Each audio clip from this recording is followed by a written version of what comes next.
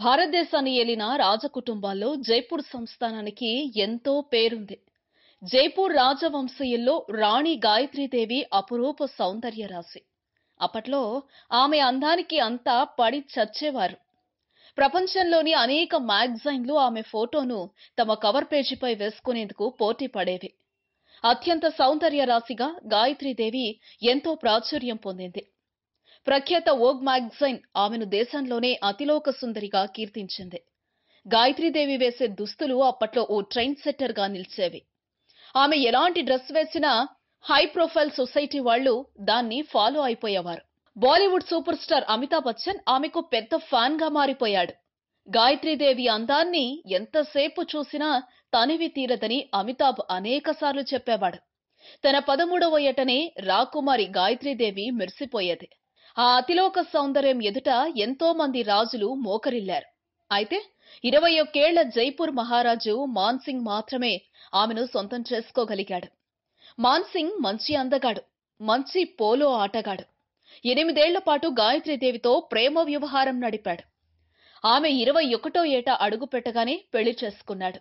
అప్పటికే మాన్ సింగ్ కు 2 వివాహాలయ్యాయి. అయినా సరే అతనికి 3వ భార్యగా అతని చెయ్యి అందుకుంది. వీరి వివాహం రహస్యంగా జరిగిన తర్వాత కాలంలో అధికారికంగా వెల్లడించారు. గాయత్రీదేవికి హార్స్ రైడింగ్ లో కూడా ప్రవేశం ఉంది. టాలెంటెడ్ పోలో క్రీడాకారిణిగా కూడా ఆమె గుర్తింపు పొందింది. అయినప్పటికీ ఆమె ఇతర రాజకుటుంబీకుల్లా గుర్రాలను కాకుండా కార్లంటే ఎక్కువ ఇష్టపడేవారు. మొట్టమొదటి మెర్సిడెస్ బెంజ్ W126 కారును ఆమె విదేశాల నుంచి దిగుమతి చేసుకుంది. ఆమె షెడ్ లో పలు రోల్స్ రాయిస్ కార్లుండేవి. అంతేకాదు ఒక ఎయిర్ క్రాఫ్ట్ ను కూడా కొనుగోలు చేసింది. గాయత్రీదేవి అందం, రాజదర్పం చూసి అనేక మంది అసూయ చెందేవారు. గాయత్రీదేవి 1919 మే 23న లండన్ లో జన్మించారు. కూచ్ బెహార్ సంస్థానపు రాకుమారి ఆమె. 1922లో గాయత్రి తండ్రి జితేంద్ర నారాయణ్ చనిపోగా ఆ తర్వాత 10 ఏళ్ల పాటు రాజమాత ఇందిరారాజే పరిపాలించారు. గాయత్రీదేవిని చక్కటి సంస్కారంతో కూడిన భారతీయ యువరాణిగా మలిచారు. అందుకే మాన్ సింగ్ తో వివాహం తర్వాత ఆధునిక యువతిగా తన ప్రత్యేకతను, వ్యక్తిత్వాన్ని నిలబెట్టుకోగలిగింది. అంతేకాదు 2వ ప్రపంచ యుద్ధ సమయంలో తమ సంస్థాన వ్యూహాలు, వ్యవహారాలలో భర్తకు చేదోడుగా, కీలక సలహాదారుగా నిలిచారు. అయితే 1970లో ఇందిరా ప్రభుత్వం సంస్థానాలను పూర్తిగా రద్దు చేసింది. దీంతో గాయత్రీదేవి దంపతులు కొన్నాళ్లు ఇంగ్లాండ్లో గడిపారు. అక్కడ ఉన్నప్పుడే మాన్ సింగ్ పోలో ఆటకు అంపైరింగ్ చేస్తూ కుప్పకూలి మరణించారు. భర్త చనిపోయిన తర్వాత ఒంటరితనాన్ని తట్టుకోలేక ఆమె విదేశాల్లో పర్యటించారు. స్వాతంత్ర్యం వచ్చాక పార్లమెంటుకు పోటీ చేసి తొలి రాకుమారిగా గాయత్రీదేవి రికార్డు సృష్టించారు. 1962 ఎన్నికల్లో కాంగ్రెస్ కు వ్యతిరేకంగా స్వతంత్ర పార్టీ తరపున జైపూర్ నుంచి నిలబడి విజయం సాధించారు.